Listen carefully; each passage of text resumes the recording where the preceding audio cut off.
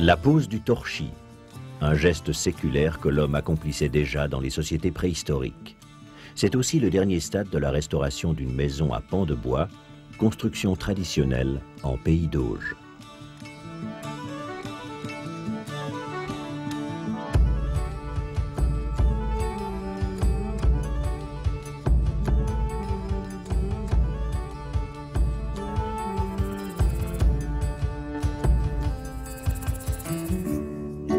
La construction à pans de bois, gloire de l'architecture du Moyen-Âge et de la Renaissance, a fini, pour des motifs de sécurité, par être proscrite des villes.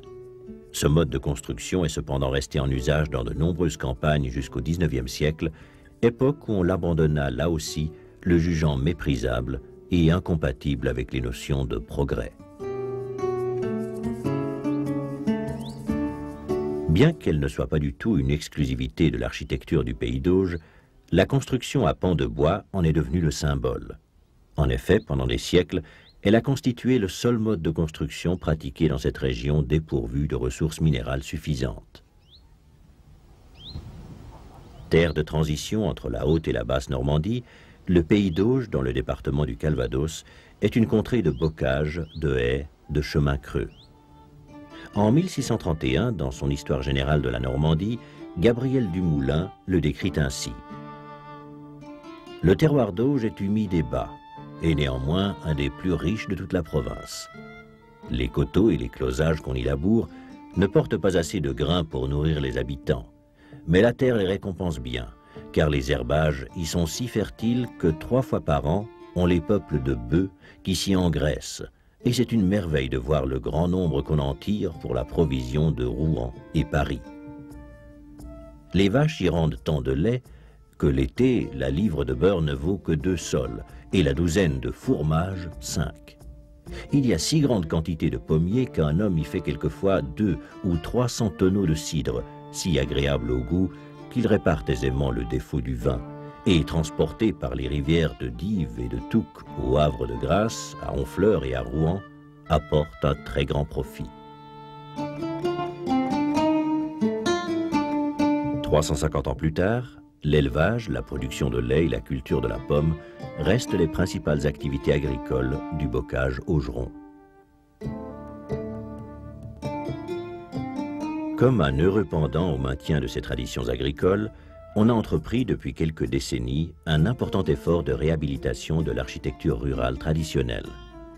La restauration des constructions anciennes permet de redécouvrir les traditions d'antan, de conserver des gestes et des techniques ancestrales, tout en revalorisant un patrimoine architectural issu des siècles passés. On a un pressoir là qui a plusieurs centaines d'années et avec le temps, les fondations ont lâché. Les temps, l'humidité, les fondations ont lâché. Et ce qui a entraîné les poteaux et les sols basses de plus de 30 cm à l'extérieur. Alors on a été obligé de rétailler le tout, de démonter les sous-bassements, de rétailler le tout et de rentrer le panneau des 30 cm qu'il était parti. Alors on a employé des vieux bois, on a rechangé les 3 sols qui étaient abîmés, on a changé les colombages qui étaient abîmés, quoi. Enfin, tout ce qui était abîmé, on a remis le panneau comme il devait être, comme il était dans le temps. On a restauré beaucoup de bâtiments avec ces problèmes-là. Donc, autrefois, ils ne faisaient pas de fondation, ils posaient des gros cailloux sur la terre, mais sur la longueur du temps, les cailloux s'enfoncent et donc ils nous donnent des problèmes pour le poids de la charpente, de la couverture, et qui fait bouger le colombage. Alors ici, le bois qui est ici, arrivé à ras du mur, donc il avait un faux d'aplomb de 40 cm, que les charpentiers ont tout redressé pour remettre à sa place d'origine. Donc on intervient quand le charpentier a mis tous les poteaux sur cale, donc des chaises, et c'est à ce moment-là qu'on refait toute notre maçonnerie de soubassement en premier, calage de poteaux, et puis plaquettes entre deux. Après on refait le torchis, donc on fait le latage, cloué au clou de cuivre, et on remet la terre entre deux.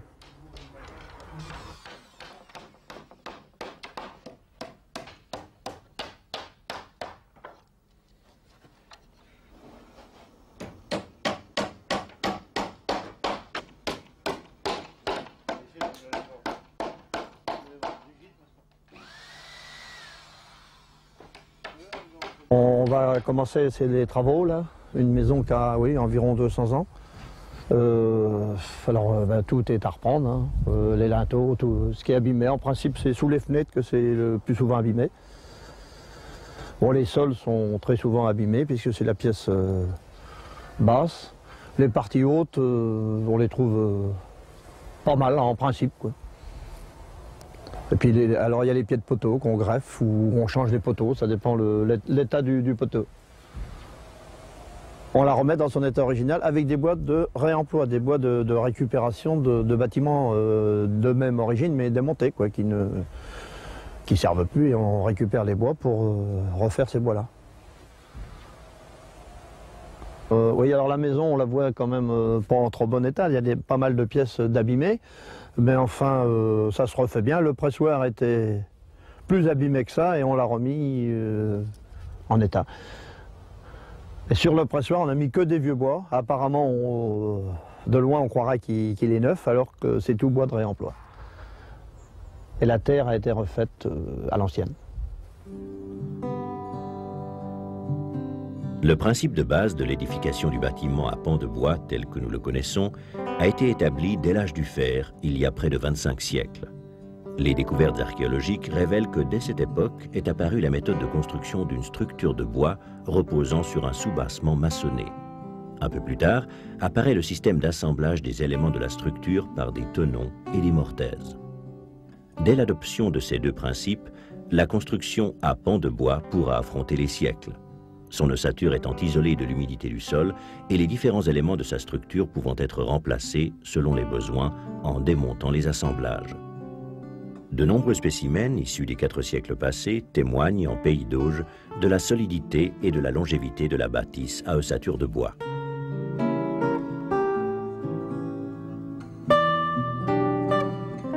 Les constructions qui nous sont parvenues intactes peuvent être regroupées en 3 types. La simple chaumière, demeure d'un ouvrier agricole ou d'un petit artisan, ne comporte qu'un rez-de-chaussée surmonté d'un grenier.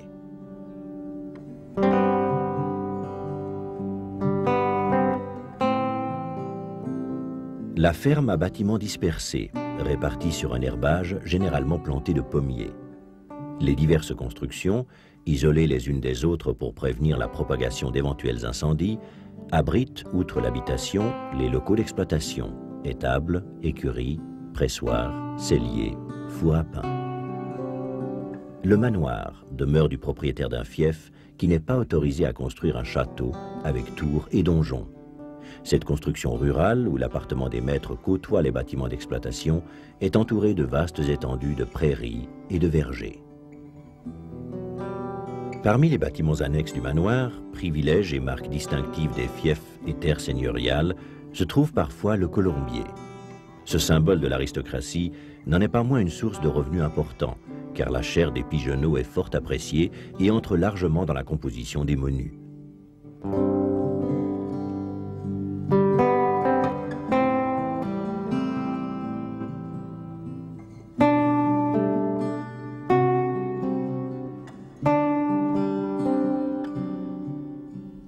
Les constructions rurales traditionnelles sont dispersées dans tout le pays d'Auge, au gré des points d'eau. Les bâtiments, souvent très isolés au milieu des prairies et des vergers, s'assimilent particulièrement bien au paysage. Cette intégration des bâtisses dans les sites qu'elles occupent, cette impression d'harmonie trouve son origine en partie dans les matériaux de construction utilisés, qui proviennent de leur voisinage. Le climat et l'usure du temps ne font que renforcer cette union.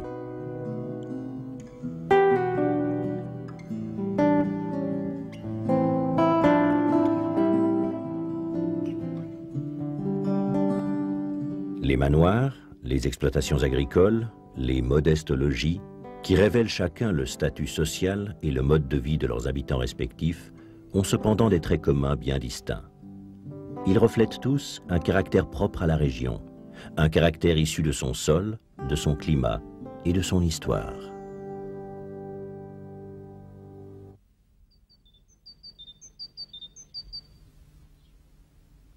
L'ossature de la maison à pans de bois est constituée d'une charpente périphérique dépourvue d'éléments porteurs en son centre. Ce squelette, d'une relative légèreté, ne demande pas de véritable fondation. Il est simplement posé sur le soubassement. l'ancrage de la construction étant assuré par le bloc maçonné de la cheminée. Jusqu'à la fin du XVIe siècle, le plan traditionnel de la chaumière ou du manoir sera marqué par une cheminée massive élevée au centre de la construction. La situation centrale de cette cheminée, commune aux deux pièces qui constituent l'étage, déterminera l'emplacement des accès à la maison qui seront situés aux deux extrémités de la façade. À la fin du XVIe siècle, un plan de construction radicalement différent va s'imposer. La massive cheminée centrale va être divisée pour se retrouver reportée aux deux extrémités de la maison sur les murs pignons. Dès lors, on accédera à l'habitation par une seule porte située au centre de la façade. Le soubassement sur lequel repose l'ossature de la construction est fait de gros blocs de pierre posés sous les poteaux, avec généralement une maçonnerie de cailloux ou de silex entre deux. Le rôle de ce soubassement est d'isoler le bois de l'humidité du sol et d'assurer l'assise de la demeure. La restauration du pan de bois, véritable puzzle de pièces enchevêtrées, nécessite parfois l'utilisation de méthodes assez radicales. Dans le cas de cette construction, les qualités de bois, les sols, les colombages étaient tellement défectueux que l'on a jugé préférable de tout démonter, c'est-à-dire de repérer ce qui était sur place, de le déchuiller, de le démonter et de ramener le tout à l'atelier, en atelier, et de travailler ce qu'on appelle sur épure, c'est-à-dire à plat dans l'atelier où on a replacé les façades, les cloisons, les sommiers. On les a replacés en atelier, on a remplacé les pièces en mauvais état, on a greffé les pièces dont une partie était encore en bon état et une était en mauvais état. On a rassemblé tout cela en atelier, repéré, chevillé, repéré, et après on a redémonté l'ensemble, pièce par pièce, et nous avons de nouveau transporté cette carcasse ici, que nous avons remontée sur place, là où elle était. Par contre, lorsque l'on a affaire à une construction dont des éléments de pan de bois ne sont pas en très bon état, mais qu'une partie tout de même est de qualité suffisante pour être conservée, à ce moment-là, on travaille sur place, on étaie la construction, on remplace les pièces en mauvais état, on greffe celles qui demandent à être restaurées en partie, et puis on laisse le maçon revenir derrière, refaire sa maçonnerie pour l'appui de nos poutres. Mais ce sont deux opérations très différentes qui sont jugées en fonction de l'état de la construction existante.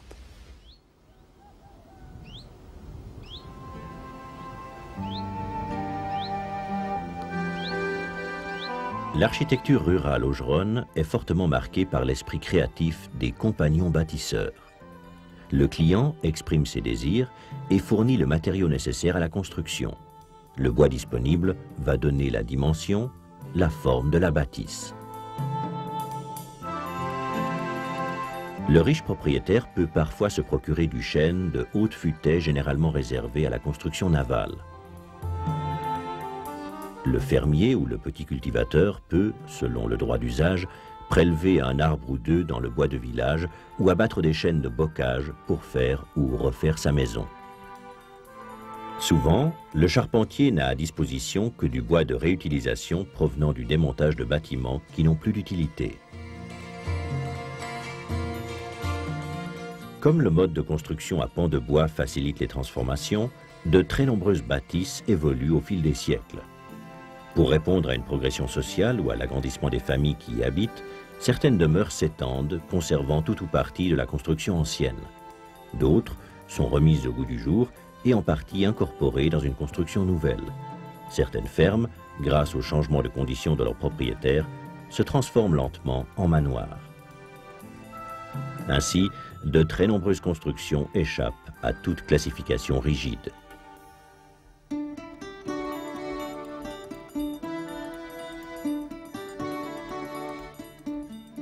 Refus de création gratuite, l'édifice à pan de bois répond d'abord étroitement à l'usage qu'on entend en faire.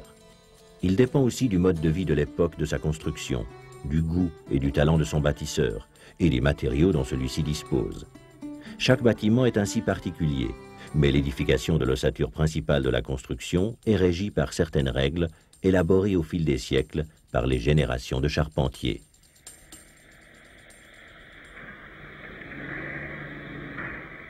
Près de l'endroit où il va élever sa construction, le charpentier réunit le bois dont il dispose. Après avoir tracé au sol l'épure, le trait carré, il va tailler les différentes pièces qui composeront la charpente. Il superpose ensuite les pièces taillées sur l'épure dans la position qu'elles occuperont dans l'ouvrage une fois montées. Ceci lui permettra de repérer exactement les points de rencontre des pièces entre elles pour pouvoir préparer leurs assemblages. Comme l'ossature principale assure le support, la stabilité et l'indéformabilité de toute la construction, les différentes pièces de la charpente seront assemblées entre elles par des mortaises et des tenons qui, chevillés, transmettront les efforts. L'édifice que notre charpentier construit va nous permettre de distinguer les différents éléments d'une structure à pans de bois. Les poteaux d'angle qui reposent sur les grosses pierres de fondation. Les poteaux d'axe qui vont servir de support aux poutres qui porteront l'étage. Les poteaux de huisserie qui encadrent verticalement les ouvertures. Réunis aux poteaux formant un portique, les sommiers préviennent l'écartement des parois du bâtiment et servent de base à l'étage. Toujours d'une seule portée, la dimension de cette poutre limite la construction dans sa profondeur. Autres pièces horizontales, les sablières maintiennent l'écartement des poteaux. Les sablières basses, qui reposent sur le mur de soubassement, sont appelées des sols. Ne faisant pas partie de l'ossature principale, mais essentielle à l'indéformabilité de la construction, les écharpes forment des triangles entre les sablières et les poteaux et assurent le contreventement, c'est-à-dire la stabilité longitudinale des façades. C'est à l'intérieur des cadres déterminés par tous ces éléments que prend place l'armature secondaire composant le colombage. Les assemblages qui réunissent les pièces principales de la structure du pan de bois n'assurent pas simplement la liaison des pièces entre elles, mais les font aussi participer au support d'une partie du poids de l'édifice. Comme les charpentiers d'antan n'avaient guère confiance dans la stabilité des grosses pierres qui servent de base aux poteaux, ils ont imaginé un système d'assemblage par lequel, au moyen de deux embrèvements inversés, les sablières déchargent le poids qu'elles supportent sur les poteaux qui, eux, répartissent cette charge sur la maçonnerie du soubassement par l'intermédiaire des sols.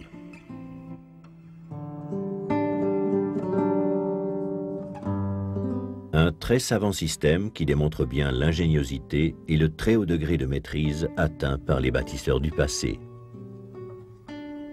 On retrouve ces qualités chez les charpentiers qui, de nos jours, participent à la restauration de leur construction.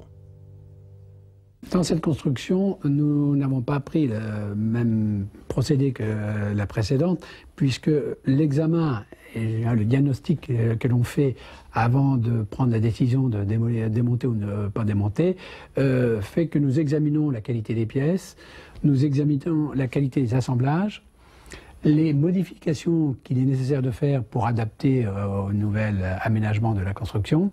Et en fonction de cela, nous décidons si la construction est de qualité suffisante pour être conservée sur place et à ce moment-là restaurée sur place ou doit être démontée. Or, dans le cas présent, toute la partie gauche par rapport où je me situe, était tout de même en qualité de bois relativement convenable. Nous avons par contre pris la décision de démonter la partie extrême droite, car c'était une partie qui avait été construite de façon beaucoup plus récente, certainement dans la deuxième partie du 19e siècle, qui était avec des bois légers, de section, de faible section, avec des assemblages à la limite, et qui avait beaucoup souffert des intempéries. Donc nous avons décidé de démonter la partie droite, de la réassembler de façon traditionnelle comme on a vu sur le précédent chantier, et pour le reste nous avons tout restauré sur place, c'est-à-dire que les remplacements de sol que nous avons dû faire ont été faits sur place. Dans ces cas-là, on procède à l'étaiement de la construction, on maintient les colombages qui sont au-dessus dans leur position, et puis on vient rapporter la sole en sous-œuvre, qui est un travail beaucoup plus délicat, si l'on peut dire, dans la mesure où il faut tout prendre les codes sur place, on ne travaille plus à l'aise sur une épure comme un atelier. Donc c'est un travail assez particulier, où d'ailleurs il faut une compétence de compagnon aussi affirmée pour faire ce travail-là que pour travailler en atelier. Et en plus des travaux de façade, on a eu aussi à reprendre des travaux de structure, c'est-à-dire des poutres qui étaient en mauvais état. Et vous avez le cas ici d'une poutre qui était en mauvais état, donc sa section n'était plus suffisante pour supporter le plancher. Nous l'avons remplacée en totalité, en la réassemblant de façon tout à fait traditionnelle dans les poteaux d'axe. Et puis, une fois remis en place chevillé, nous avons l'impression que cette poutre a toujours été là.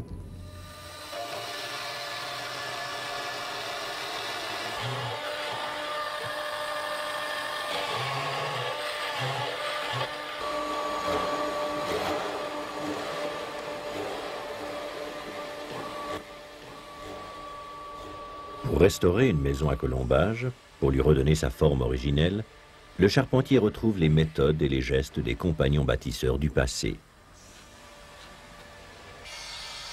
Équipé de moyens modernes, il fait revivre des techniques ancestrales, traçage de l'épure, contre-jaugeage des bois, mise sur ligne, plombage, piquage, tâtonnage, chevillage à tir, ragassage.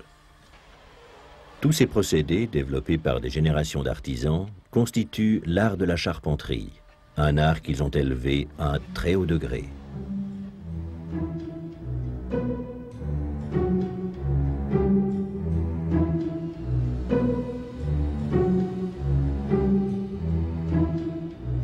En Pays d'Auge, la charpente des toitures, dont le poids est repris par l'ossature du pan de bois, est constituée de fermes, un assemblage triangulé assez complexe. La forme des fermes est en partie dictée par le climat, le toit devant avoir une forte pente pour évacuer rapidement des pluies abondantes. Dès le XVIe siècle, comme il devient nécessaire pour une certaine catégorie de paysans enrichis de stocker des récoltes importantes, la charpente des greniers est construite de manière à dégager au mieux l'espace utilisable. On accède à ces combles par un escalier situé à l'une des extrémités de la construction, abrité sous une avancée du toit que l'on appelle, selon les régions, un nid de veau, une queue de jet ou une croupe normande. On est dans le grenier à pommes du pressoir et la charpente est d'origine, elle est encore bonne. C'est-à-dire que ça a dû être entretenu en couverture et la charpente n'a pas bougé. En bas, il y a une sablière qui est sur le mur. Et puis il y a l'arbalétrier là. Comme il fait le rond, ils lui ont mis un blocher pour aller rejoindre la sablière. Pour assembler pour tenir l'écartement de la sablière. Alors après, il y a une très grande jambe de force. Là, on appelle ça un entrée haut, un poinçon. Après, il y a un fêtage et un double fêtage. À la fin du XIXe siècle, l'ardoise ou la tuile plate ont remplacé le chaume de blé qui servait de couverture aux modestes demeures augeronnes. À travers les siècles, cette couverture traditionnelle du pan de bois avait assuré à peu de frais une parfaite isolation, mais de par sa nature, était souvent la proie des flammes, entraînant la ruine des bâtiments et de leurs occupants. Autre élément caractéristique de l'architecture régionale, l'épi de fêtage, en terre cuite vernissée, ornait les demeures soignées de la région. Il est très rare aujourd'hui d'en voir, si ce n'est dans les vitrines des musées.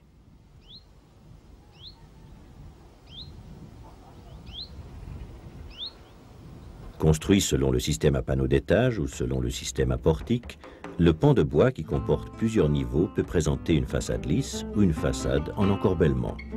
Dans la construction à façade lisse, le type d'édification traditionnelle dans les campagnes, les poteaux ont pour longueur la hauteur totale de l'édifice. La construction en encorbellement présente, elle, une façade structurée par étage, où les poteaux ont pour longueur la hauteur de chaque étage. Par de savants assemblages, le bâtisseur crée une superposition d'étages en avancée les uns des autres, augmentant sensiblement le volume intérieur de la construction. Fort apprécié dans les villes dès le XVe siècle, ce procédé de construction y sera interdit à la suite de l'édit d'Orléans.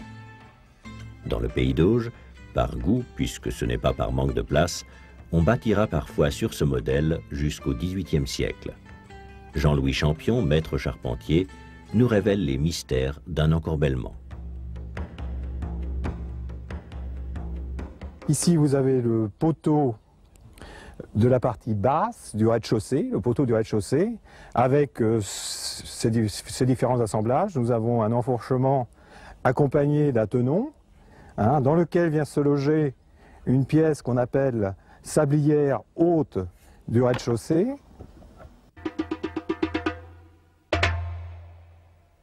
Nous avons le sommier, pièce maîtresse de l'édifice, enfin, qui relie la façade des composant le pan de bois, c'est-à-dire la façade avant de la maison et la façade arrière. Bon, il faut dire que ce sont exclusivement dans les manoirs que l'on rencontre les encorbellements.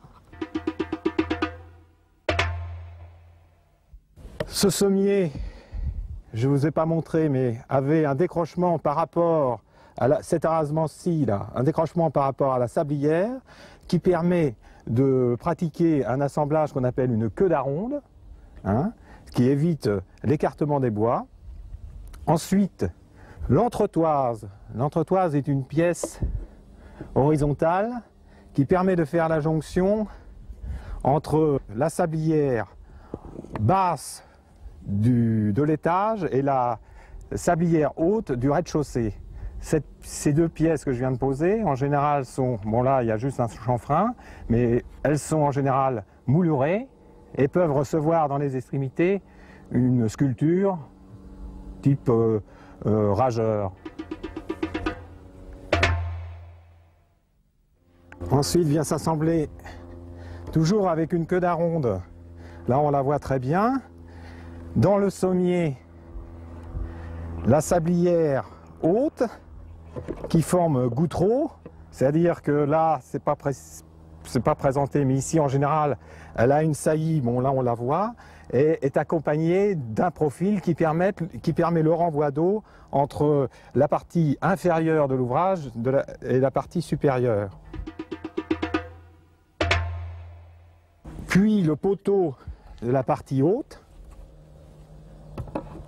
qui lui, chose intéressante, a donc un tenon qui est repris dans la sablière et un autre tenon qui est pris dans le sommier avec, ici, ce qu'on appelle un ressaut, hein, qui permet d'avoir des assemblages plus solides. Et le tout étant accompagné dans la partie basse de colombage et également dans la partie haute.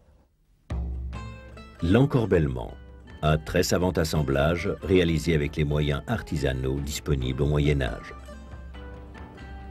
Ce type de construction, imaginé pour augmenter les surfaces habitables dans les villes, reflète l'aisance du client du charpentier, mais exalte surtout la maîtrise du compagnon, lui permettant de faire une démonstration éclatante de son génie créatif.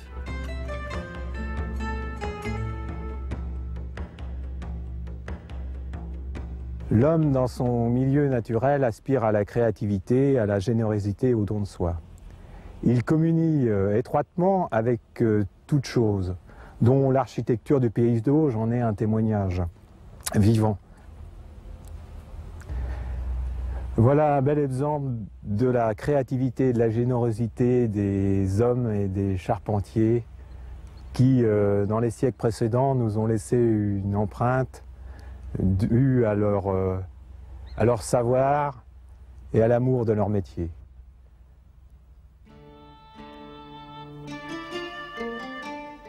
Éléments de remplissage, les pièces de bois du colombage composent une armature secondaire inscrite dans l'ossature principale du bâtiment. Elles servent de support aux ourdis qui constituent les murs de la construction. Les colombes, potelets et écharpes forment des motifs géométriques qui participent au charme des constructions augeronnes.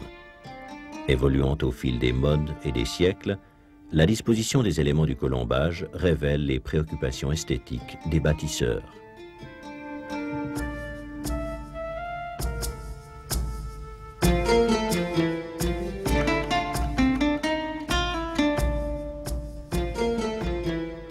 Dans le Pays d'Auge, l'entrecolombage, appelé aussi les pagés, est rempli par un ourdi de torchis, de tuileaux ou de briques. Jusqu'à la fin du XVIIIe siècle, époque où s'établissent des briqueteries industrielles à travers les campagnes, la brique constitue un matériau de remplissage assez rare, puisque l'on bâtit traditionnellement avec des matériaux provenant du voisinage de la construction. Le tuileau est une petite tuile plate de réemploi ou de rebut de cuisson. Coupé aux dimensions voulues et maçonné à plat à l'intérieur des pagés, le tuileau, disposé selon des motifs géométriques variés, permet la réalisation d'élégants décors.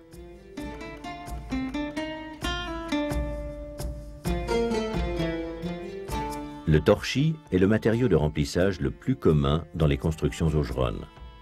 Ce mélange de terre argileuse et de paille hachée a des caractéristiques physiques qui le rendent spécialement compatible avec l'ossature du pan de bois. Cohérent et relativement souple, il ne risque pas de se fissurer sous les déformations possibles du bois de la charpente. On retrouve certains torchis conservés intacts sur des édifices qui datent de plusieurs siècles.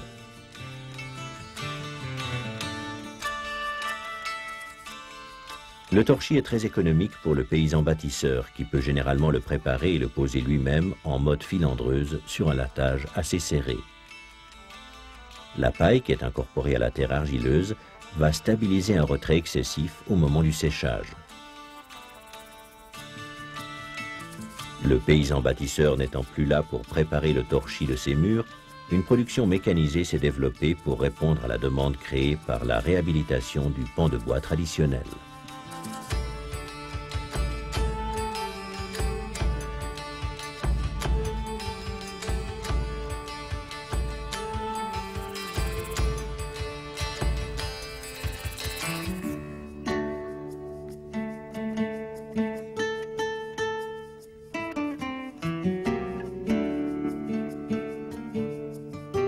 Dans ce climat, sujet aux caprices de l'Atlantique tout proche, on protège souvent le torchis par un enduit de chaux. Sur les façades les plus exposées au vent d'ouest, le pan de bois et son ourdi sont parfois mis à l'abri des éléments par un essentage de bardeaux de châtaignier. Les petites tuiles de bois coupées dans le sens des fibres sont fréquemment disposées de manière décorative. Parfois, l'essentage ne protège pas entièrement la façade, mais se termine par un petit auvent qui abrite des éléments le pan de bois laissé apparent. Les constructions plus modestes reçoivent, elles, un essentage d'ardoise, de tuiles plates ou de plaquettes de terre cuite clouées sur le colombage.